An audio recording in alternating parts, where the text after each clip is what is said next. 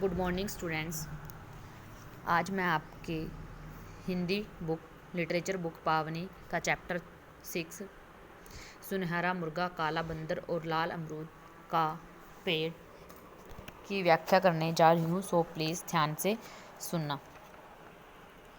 इस पाठ में 3 दोस्तों की आपसी एकता के बारे में बताया गया है, कैसे वह मिलजुल कर रहते थे।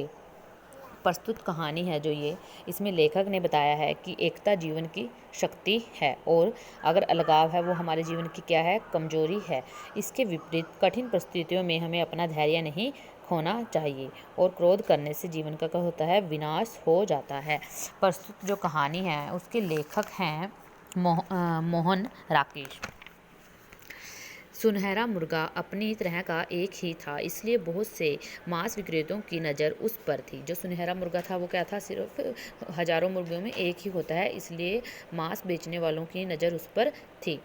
काला बंदर भी अपनी तरह का एक ही था, इसलिए बहुत से चिड़ियाघर के लोग भी उसे पकड़ने की कोशिश करते थे। और जो काला बंदर था वो भी अपनी तरह का क्या था, एक था। इनकी बहुत से बंदरों में काला बंदर भी एक होता है, इसलिए चिड़ियाघर के लोग उसे पकड़कर चिड़ियाघर में ले जाना चाहते थे।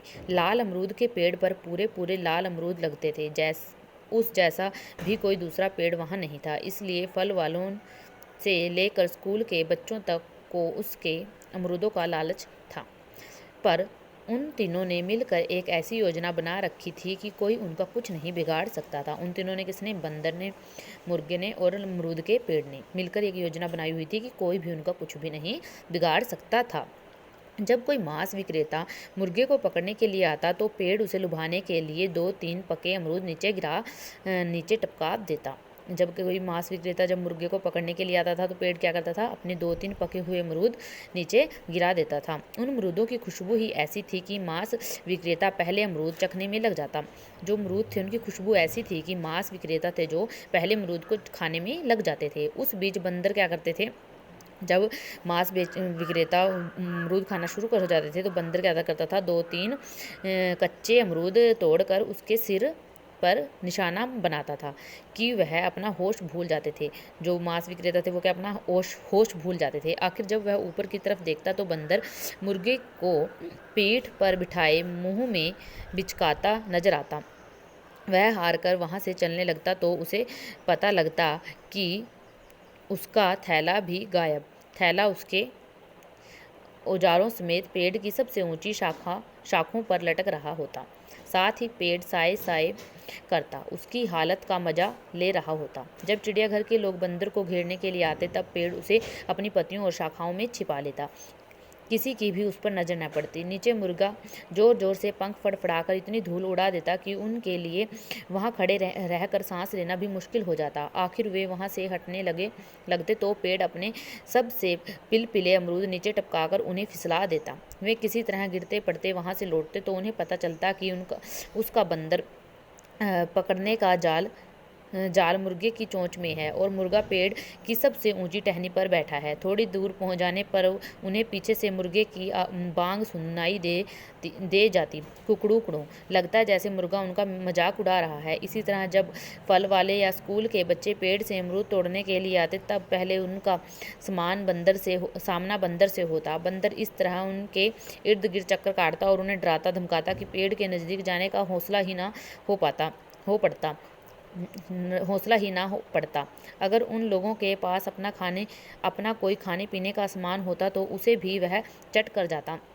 मौका लगने पर किसी के बाल नोच देता, किसी के कान उमेड़ देता। फिर भी वे लोग पेड़ के नज़दीक पहुंच जाते तो वहां उन्हें मुर्गा बेजान सा तड़पता नजर आता। मुर्गे की चोंच एक अमरूद में होती, जैसे कि अमरूद खाकर ही उसकी यह हालत हुई हो। लोग बीमारी के डर से अमरूद तोड़ने का इरादा छोड़कर वहां से लौटते हुए यह और पता चलता कि अमरूदों के लिए जो टहनी साथ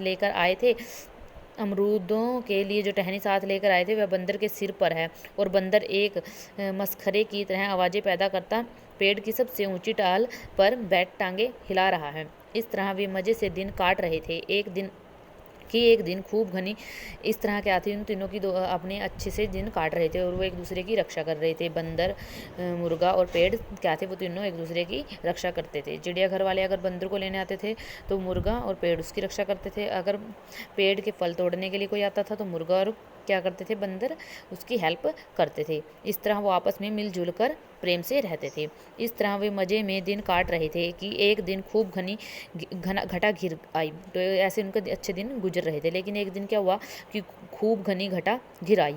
पहले मानसून मूसलाधार वर्षा हुई, फिर ओले पड़ने लगे। जब उन तीनों ने साथ मिलकर अपना अपना बचाव करने की योजना बनाई, तब इस दिन की बात उन्होंने ही सोची थी। उन्होंने जब योजना बनाई हुई थी तो उन्होंने ऐसे मौसम की कोई भी योजना नहीं बनाई थी। पेड़ अपनी जगह परेशान था, ओलों से उसके सब अमरूद नष्ट हो गए थे।